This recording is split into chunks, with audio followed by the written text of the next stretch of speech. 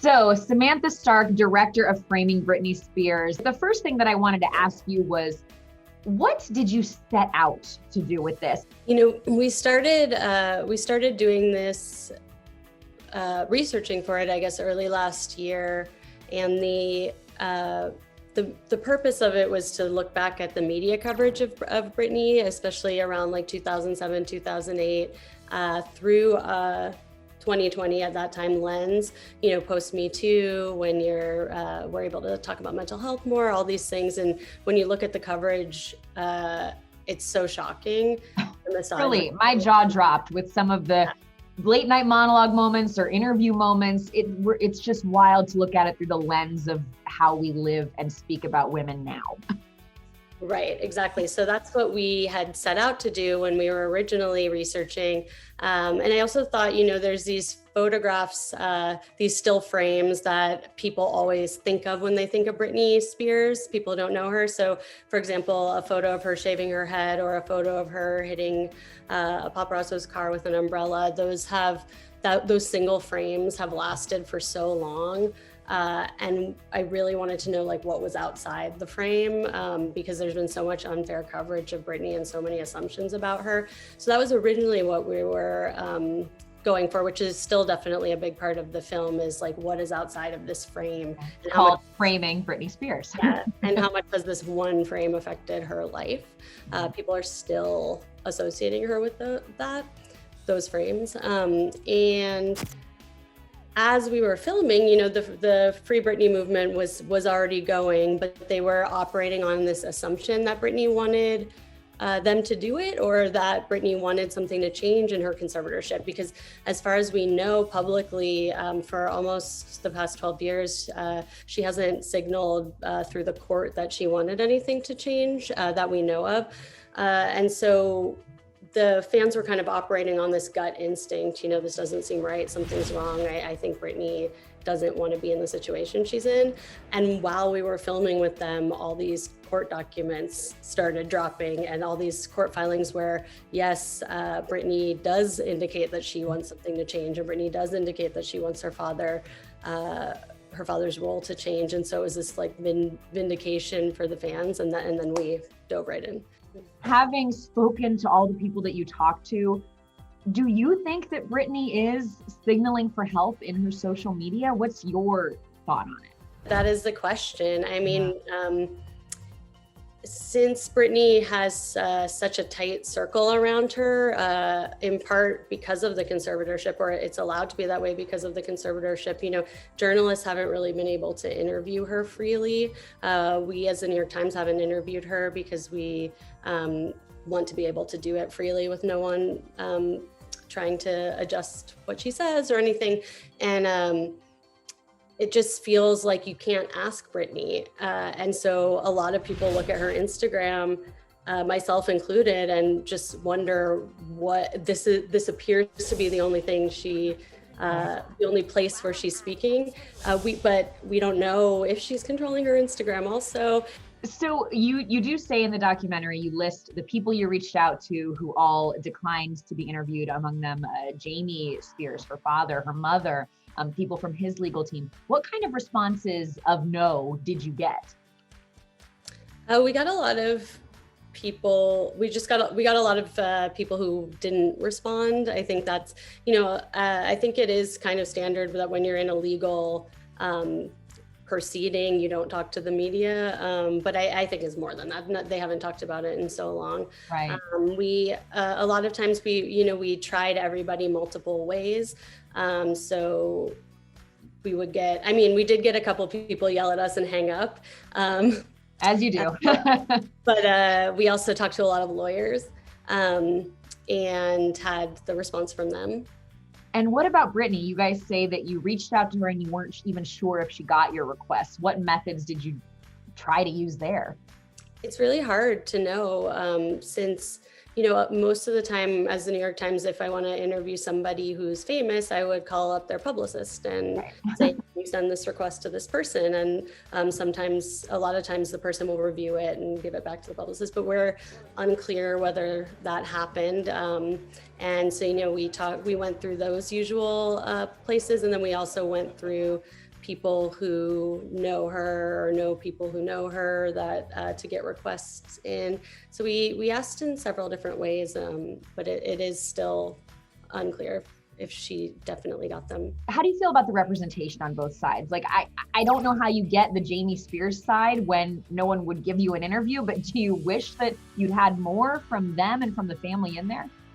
Well, I mean, to be clear, we asked them several times, like over the course, we gave them every opportunity to respond, over the course of many months, and they declined. So we, a lot of times we pulled their responses from, at one point we have a Washington Post article and we had to pull the response from there, or a Page 6 article. And so we tried to put in, and we have a lot of media commentary. You'll like hear this news voices kind of throughout the whole piece, as style, because that's what the whole thing, it like hinges on news coverage in a lot of ways. But so we do get,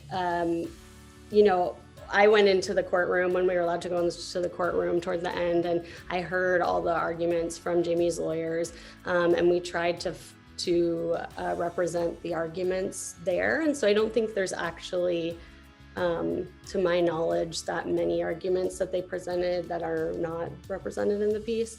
It's really interesting too to see, because sometimes I'll go on YouTube and look up old interviews with her, but to see it all compiled in this documentary, you really start to remember Britney was doing interviews and presenting a different personality years ago.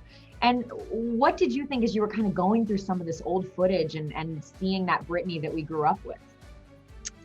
Yeah, I was struck by how in control she was, how much power she seemed to have over what she was doing, what she was saying.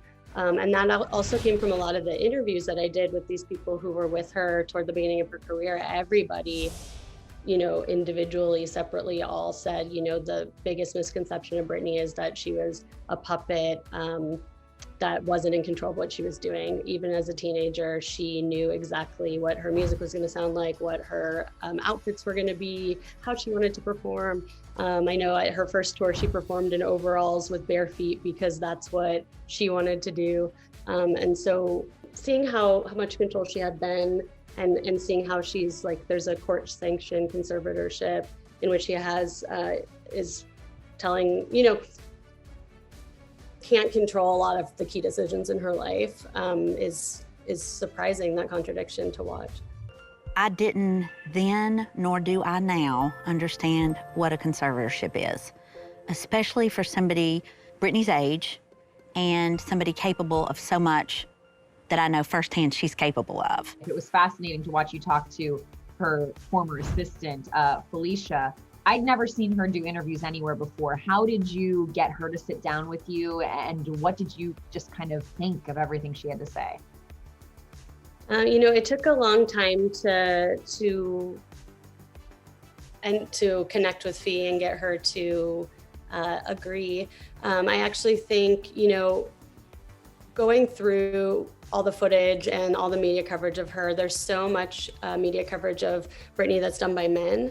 And it was actually hard to find women to interview at first. So at Jive Records, we were, the usual suspects are men that are interviewed about the beginning of her career. So we wanted to find a woman, and we found Kim Kyman, who was her marketing executive, who we actually, through talking to her, realized like, wow, this woman was so involved with creating Britney's image at the beginning, and so we came and interviewed her. We have a all-female crew on almost all of our shoots, and our directors and producers are all female. And I think Kim was struck by that, and so she reached out to Felicia and like kind of vouched for us, and that's why Felicia ended up talking to us. I don't know if you asked her, but did she have any speculation on, just where Britney is at mentally and emotionally now?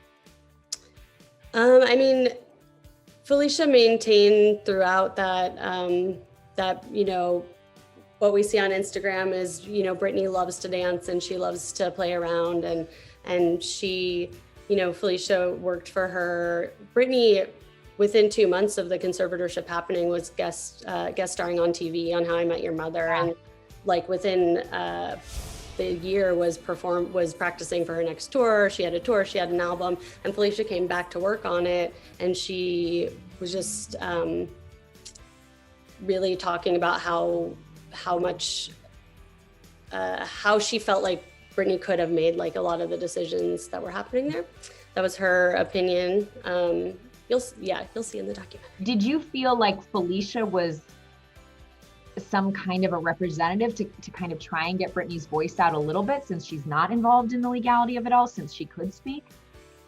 I do. I think Felicia is one of the people who, well, from what I've heard from many people I've talked to, Felicia is one of the people who has spent the most time with Britney, who knows Britney the best. She feels, I remember Felicia said to me, there's just everybody's trying to know what's in Britney's heart, and there are just a handful of us who know what's in her heart.